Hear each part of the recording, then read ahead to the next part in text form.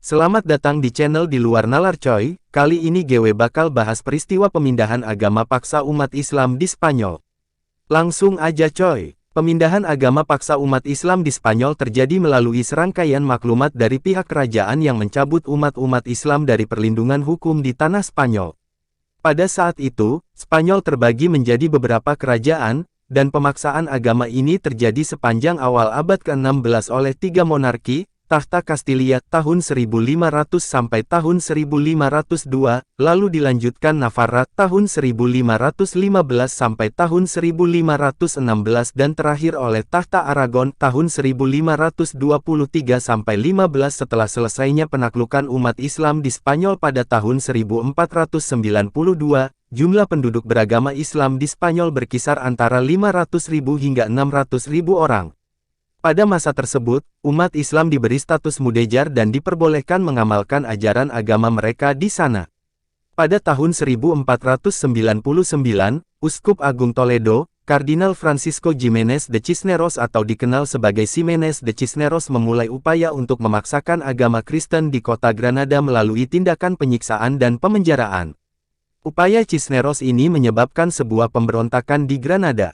Pemberontakan ini dapat diredam dan lalu dijadikan alasan untuk menghapus hak-hak umat Islam secara hukum dan perlindungan yang dijanjikan kepada mereka. Upaya pemaksaan agama Kristen semakin agresif, dan sejak 1501 di atas kertas tidak ada lagi orang yang beragama Islam di Granada. Merasa bahwa upaya di Granada telah berhasil, Ratu Isabel dari Castilla mengeluarkan maklumat baru pada 1502 yang melarang agama Islam di seluruh Kastilia. Setelah penaklukan Navarra oleh Kastilia pada tahun 1515, maklumat ini pun berlaku di Navarra dan umat Islam di sana harus memeluk Kristen juga. Pemerintah terakhir yang memaksakan permindahan agama adalah Tahta Aragon. Sebelumnya, Raja-Raja Aragon diharuskan melindungi kebebasan beragama umat Islam, hal ini dikukuhkan oleh sumpah jabatan mereka pada saat naik tahta. Pada awal tahun 1520-an, terjadi pemberontakan yang dikenal dengan nama Rebellion de las Germanias bahasa Indonesia, pemberontakan persaudaraan, yang memanfaatkan sentimen anti-Islam. Di daerah yang dikuasai pemberontak, para penganut agama Islam dipaksa untuk memeluk agama Kristen. Umat Islam membantu pihak kerajaan dalam peperangan ini, dan akhirnya pemberontakan berhasil dipadamkan. Raja Carlos pertama dari Aragon, orang yang sama dengan Karl kelima, Kaisar Romawi Suci, memutuskan bahwa pergantian agama yang dipaksa oleh pemberontak itu sah demi hukum.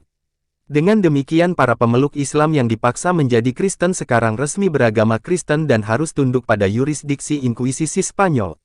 Lalu, pada 1524 Raja Carlos memohon kepada Paus Clemens ke-7 agar melepaskannya dari sumpahnya untuk melindungi kebebasan beragama Islam. Sang Paus mengabulkan permintaan ini, dan Carlos sekarang bebas bertindak terhadap umat Islam yang masih tersisa di Aragon. Pada akhir 1525, ia mengeluarkan maklumat resmi untuk memaksakan agama Kristen, dengan demikian di atas kertas tidak ada lagi pemeluk Islam di Spanyol.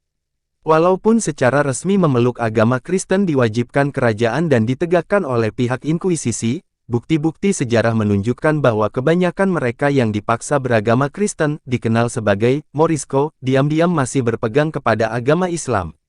Mereka memang tidak bisa lagi menjalankan ibadah Islam dan mengikuti hukum Islam secara terbuka karena akan berakibat persekusi dari pihak Inkuisisi.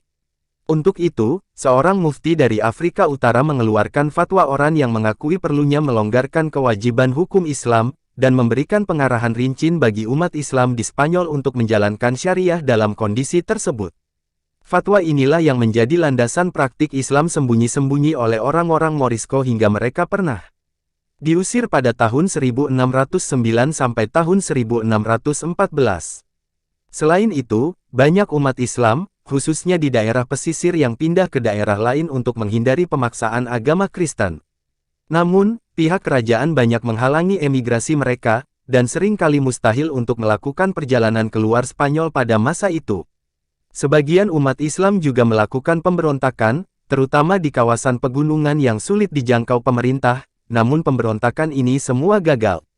Selain itu, terdapat juga eks-muslim yang benar-benar memeluk Kristen dengan kemauan sendiri, dan mereka hidup berdampingan dengan mereka yang menaati Islam dengan sembunyi-sembunyi.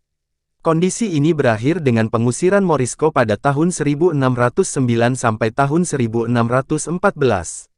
Terima kasih sudah menonton coy, semoga semua masalah kalian terselesaikan, jangan lupa di share coy.